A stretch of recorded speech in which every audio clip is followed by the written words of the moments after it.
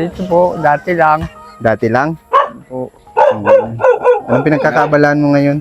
Wala po, nakahiga po. Parang nahihilo naman po, baga pa hilo-hilo na naman. Salamat po. 14, Kuya Mark. Matuloy-tuloy na po mabuang bahay namin. Maraming salamat po.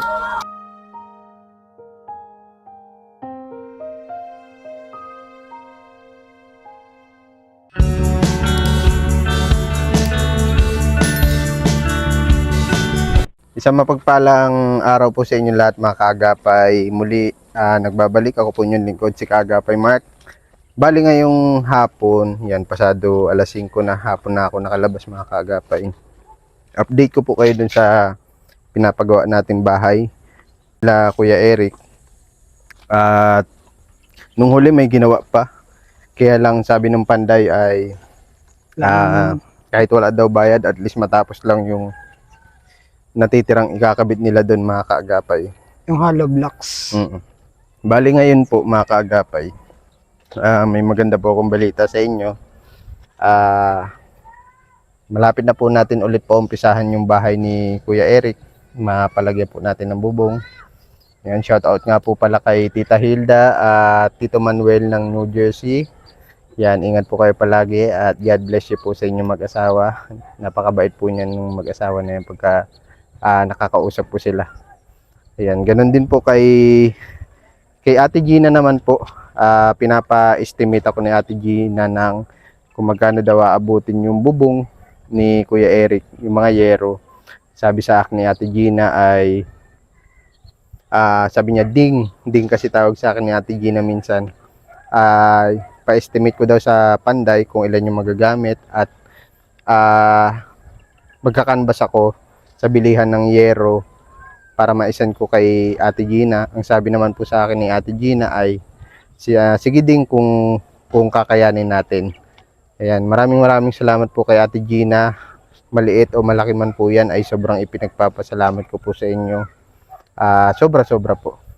At ito pa po, maraming salamat nga din po pala kay Sir Marcial Eugenio ng USA. Yan, nagbigay po sa atin si Sir Marcial ng 30,000 pesos para daw po sa bahay ni Kuya Eric. Yan, maraming salamat po sa mga sponsor natin. Bali, second batch po ng mga sponsor na nagpaabot ng tulong. Ayan, pag natapos po itong bahay ni Kuya Eric, ay babanggitin ko po lahat ng mga sponsor na nagpaabot ng tulong. Yan, maraming salamat po sa inyo lahat. At ingat po kayo palagi at God bless you po sa inyo. Yan, tara mga kaagapay, samahan niyo po kami ni Gian. Ang ganda ng sikat ng araw ngayon. Baka makalimutan ko na naman. May pinapabigay dito kay Gian si Sir Marcial Eugenio. Thank you po, Sir Ayan. Marshall. Thank you po, Sir Marshall. Anong gagawin mo dyan, Noy, sa pera? Siguro, kung sakaling hindi talaga makapasa sa mga scholarship, ko na lang to, pang ipon ko sa tuition. Thank you po. Yan, sobrang bait niya ni Gian, masipag ito. At mapagmahal sa magulang. Yan. Dito na tayo makakagapay, ang ganda ng sikat ng araw. Ang sarap i-observe nung init. Kahit medyo pinapawisan, okay lang.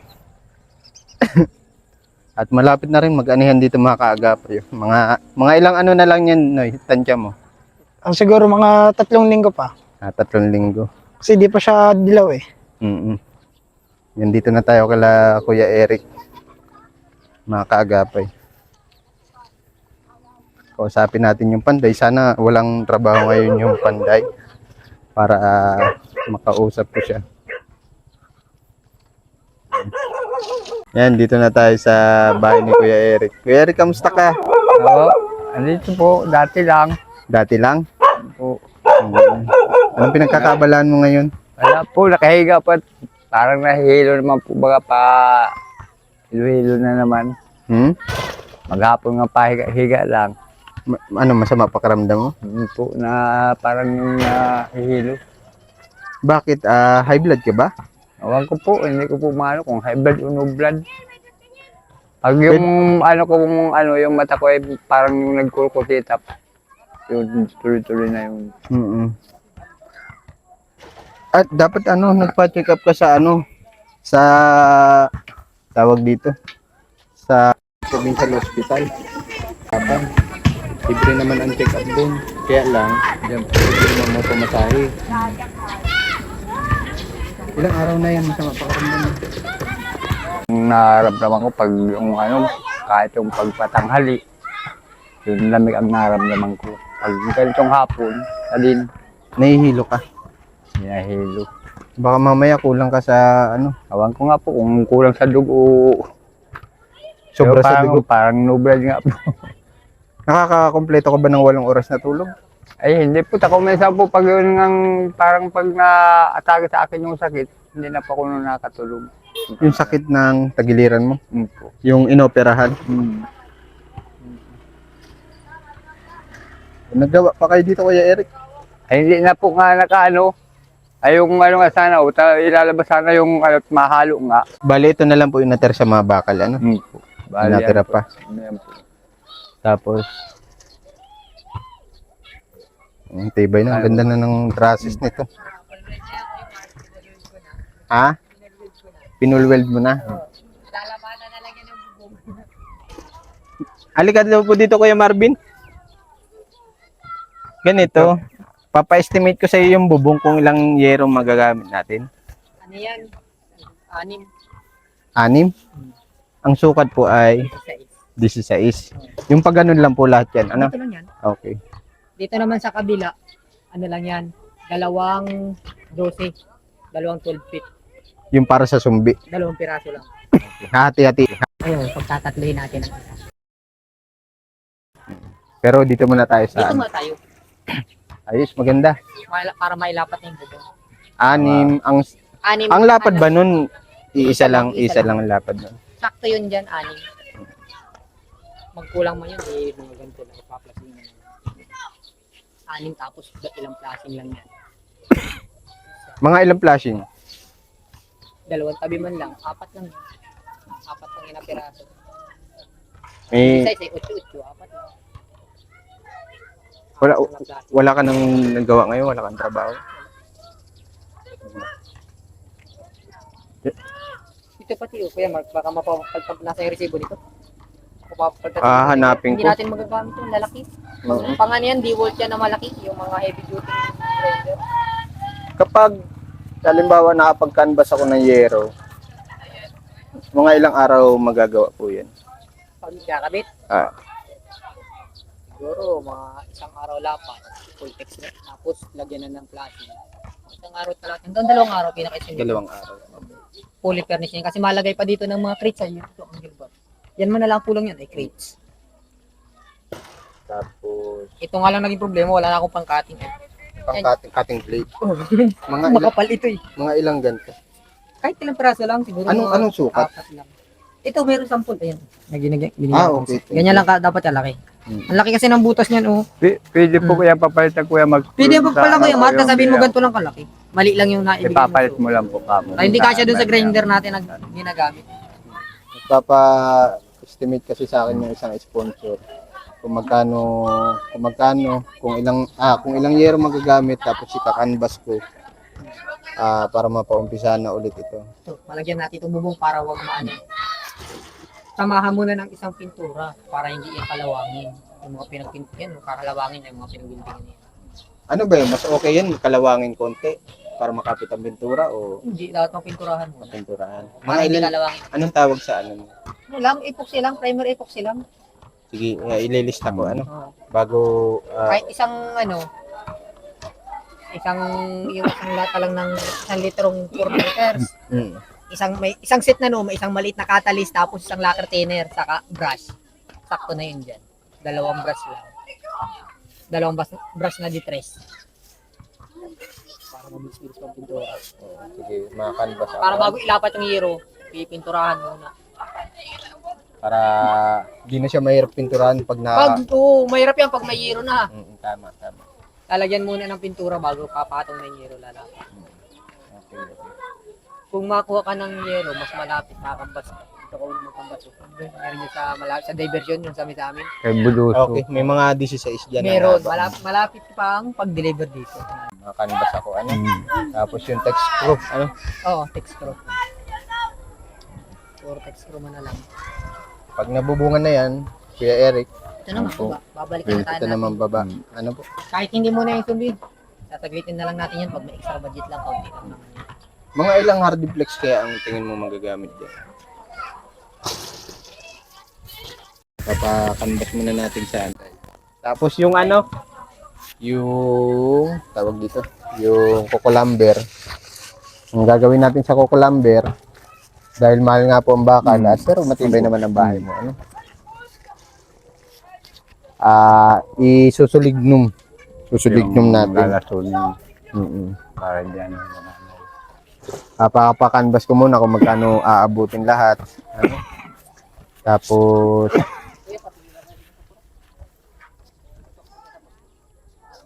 yung sinusukat ni Kuya Marvin para at least makakagapay, may idea na tayo dun sa magagastos na budget at syempre pambayad dun sa panday.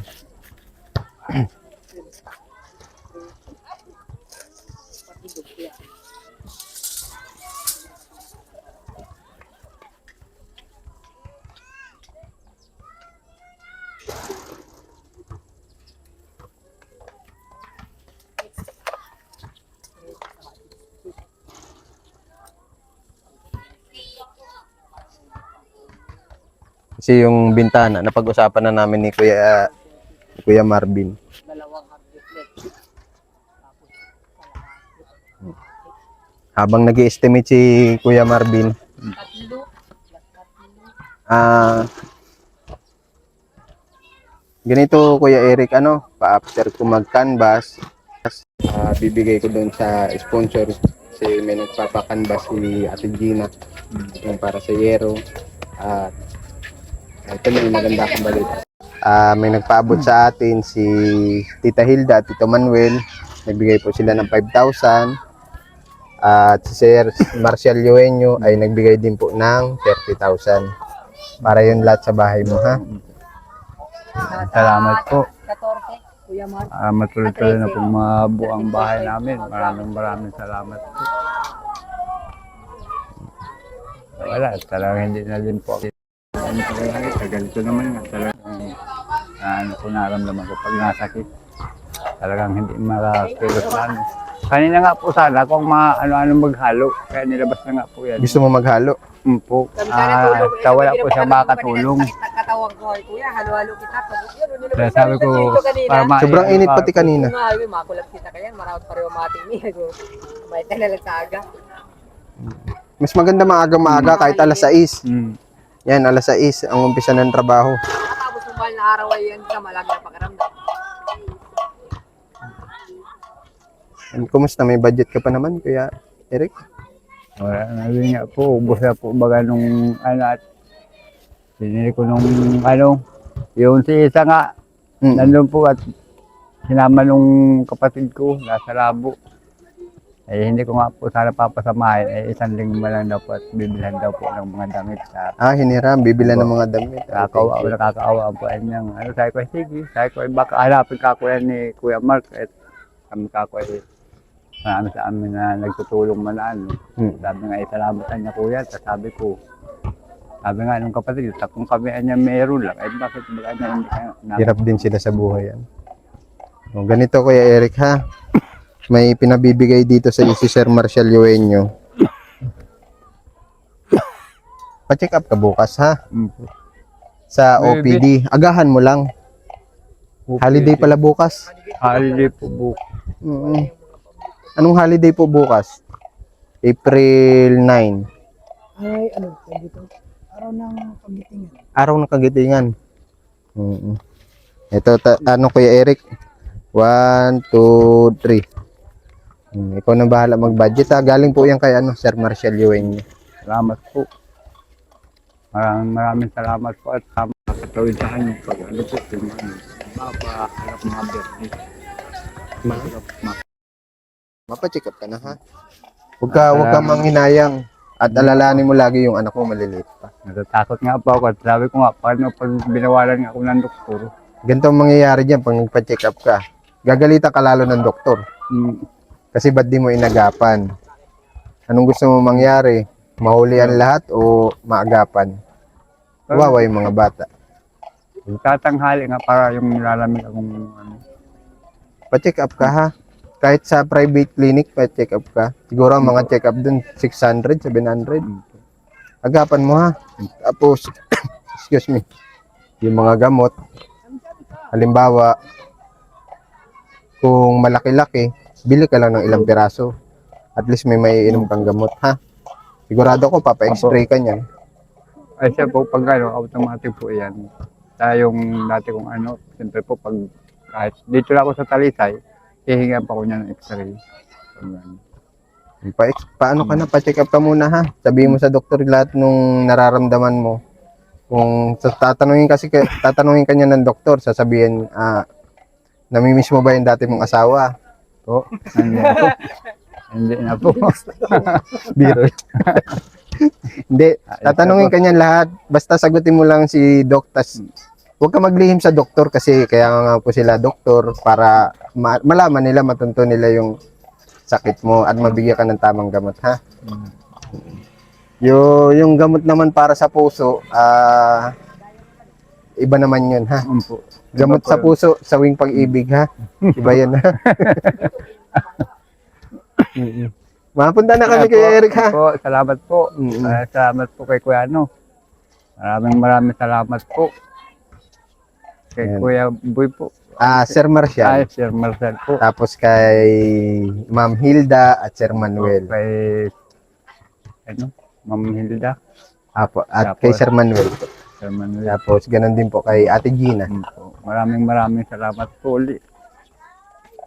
Para po matuloy-tuloy na po itong bahay kung ano, mabuo na pong ano. Basta mabuo yung kwadrado, ano? At ma-flooringan natin. May malipatan lang kayo bago kayo paalisin dyan, ano? Buti na lang mabait yung may-ari nitong co-op, ano? Po. Bigyan pa tayo ng palugit. Dali na po, nag-ano na po baga, pupula-pula na. Pag ano na po. Diyan kasi imbak yung mga palay, ano? Po. Pray ka lang, sana maging okay yung resulta nung ano mo, nung check-up mo at agapan mo na talaga yan, ha? Kasi mahirap na. At alalahanin mo yung mga anak mo, ikaw lang inaasahan. Ngayon, kapag gumaling ka, makabalik ka sa dating trabaho, yung kaya mo. Kasi sa ngayon, parang mabibigat na trabaho, hindi mo kakayanin. Ano? Po. Kasi dahil nga sa sakit mo at opera mo dito sa Tagiliran. Bawal nga pa ko mo yung mag-ano po ng mata ng mag-ibata para po pinupunit. Baka lalong bumuka ba? Bumuka. Pa-check up ka na Kuya Eric ha? Pag ano po, Biyernes pa kumalat kung wala bukas na holiday. Kung wala bukas, Biyernes. Okay. Ikaw bahala ha. Tapos alis na kami mga kaagapay. Maraming salamat sa mga sponsor na nagpaabot ng tulong. At sama mo sa pray mo ha, Kuya Eric, yung mga sponsor na tumutulong sa atin. Ano? Hindi po na ano, bawat pagtutulong nga, sabi ko maraming salamat sa mga nagtutulong sa amin. Kahit tagay sana po. At naintindihan po yung ano, at kami talaga ay walang-wala. Halos hindi makapagtrabaho. Problema pa yung kakainin. Ano po. Mapunta na kami ha. Ingat ka palagi ha. Po. Baka makalimutan pa ito. And mga kaagapay, bali magkakanvas muna po tayo ng yero. Nasa akin na yung lista. At kakanvas ko na rin yung mga dingding. Yung ang ibang materyales para sa dingding. At saka na namin papag-usapan yung tungkol sa flooring. Yung yung bye-bye buhangin.